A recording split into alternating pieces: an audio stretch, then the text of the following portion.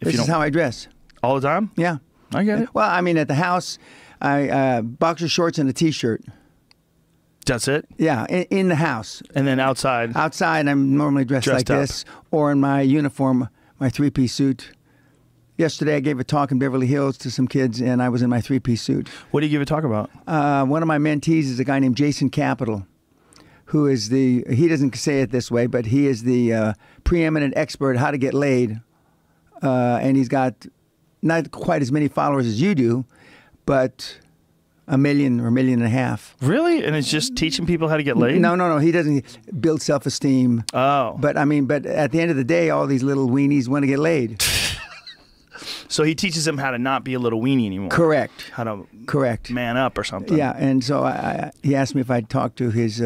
He's got different programs. You know, they sell, upsell. Right. His premier group, I talked to yesterday. Says about 60, 70 guys who obviously must pay the most money to him monthly. Yeah. But he's got 40,000 people that pay him between $80 and $3,000 a month. What? Yeah.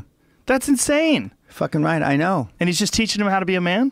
Crap. Well, how did he learn how to be a man? How did I? How did he? Oh, his dad beat the fuck out of him, just like my dad beat me. Oh, well, that's what we need more, right? And Jason Capital's not his name. He's got a Polish name. He's from Detroit. Oh. But that's a big secret, that name. But he's Jason Capital. And he's good looking. He's a really good looking guy. Well, that helps if you want to get laid. Yeah, and if you want to teach people how to get laid, that helps. Yeah, but you can't really teach that, though. Like, you can't teach being a good looking guy. Yeah, well, no. But I told the kids when I was their age, and I was single and pre-AIDS, I got more ass than a toilet seat at a bus station. That's a lot. Yeah, but I did. And last night, I had dinner with a buddy of mine who, unfortunately, he's got Agent Orange now. He's got Agent Orange? Yeah, he's a war hero, Marine war hero from Vietnam. And he was one of the guys that I used to run around with. And I brought back some of the memories, and his daughter's going, "You mean you were a slut, Dad?" Whoa. And shouldn't talk like that in front of the young lady. Yeah, and then I was sorry I brought up the subject. Yeah, you can't do that in front of certain gals, especially today. Yeah. Man horn's not appreciated anymore. No. So this guy's, I can't believe people are paying $3,000 a month. What could he possibly be giving him for $3,000 a month? Well, content of some sort. I've never looked at it, so I can't really tell you. Content. Yeah. Content's the name of the game. Jamie, I need a mug, buddy. Sorry. Content is the name of the game, but 3,000 seems like you'd have to come to your house and give you back rubs. I mean, that's a lot of fucking money, man. Yeah. That's like a mortgage. That's crazy. Yeah. $3,000 a month. Yeah. Like, now, the 80 a month I can understand. Yeah, well, even that's a lot. Like, what is he giving you? Well, I mean, Netflix is $9. You can watch documentaries till your ears bleed. You know? Yeah, I've only turned my Netflix on a couple of times. It's interesting, but yeah. So I was there, gave a talk. It ran over. I talked 2.5 hours, and then I went out to Valencia to see my buddy, the Marine guy, for dinner. And it took 3.5 hours to get to Valencia from Beverly Hills. Yeah, it's a ridiculous piece of traffic we have out here. Yeah. So a scene of traffic. It's pretty. Yeah. It's way worse than it was when I first moved here in '94, and I gotta wonder what it's going to be like 20 years from now. It's going to be insane. It's going to be.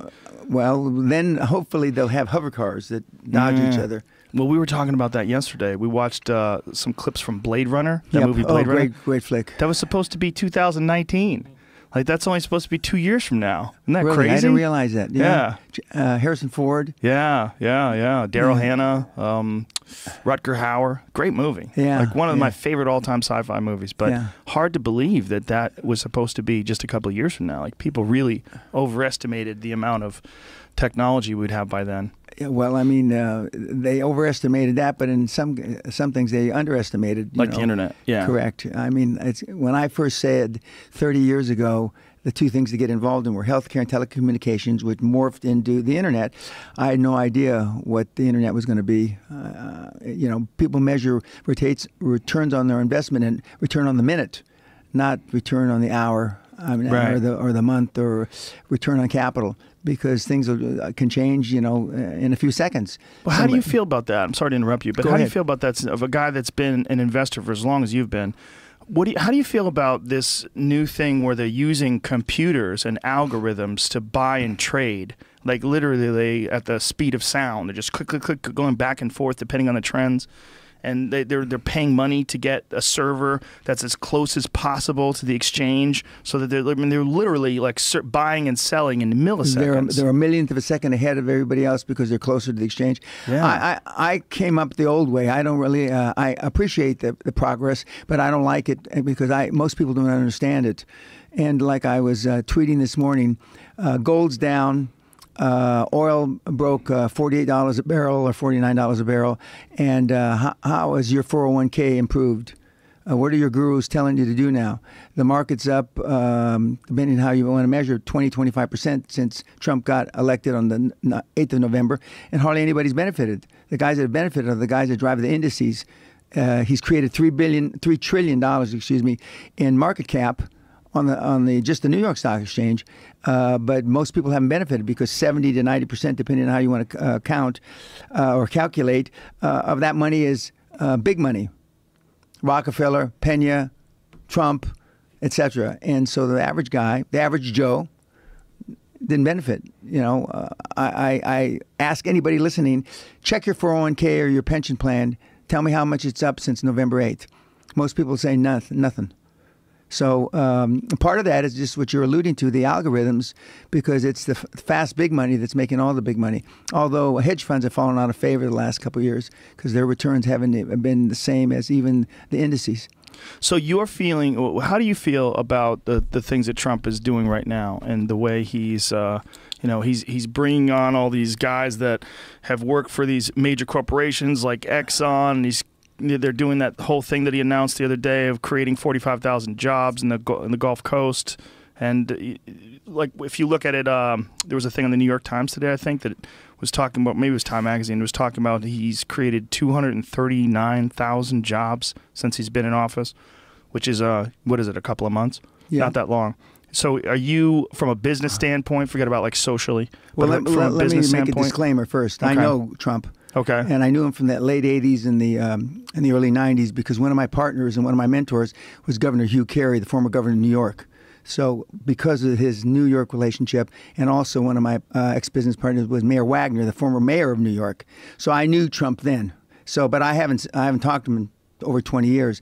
But getting back to your original question, I believe that as there's a reason why he's meeting with all the CEOs of all these major industries, because nobody else has ever done it. I believe, and as I endorsed him, I was one of the early endorsers of Trump. And I said that if he's serious, and he'll win. He knows how to win. He doesn't know how to lose. If he's serious, he's going to rock the fucking planet. Not just the U.S., but the world. And the financial models are changing in Europe. Not just because of Brexit. The financial models are changing in Russia. The financial models are changing in China because they've got an alpha male in office that is surrounding himself with alpha males. It's no coincidence that 60% of his staff are ex-military. I mean, the press secretary is a goddamn lieutenant commander of the Navy. Not counting all the 4-star generals that he's got.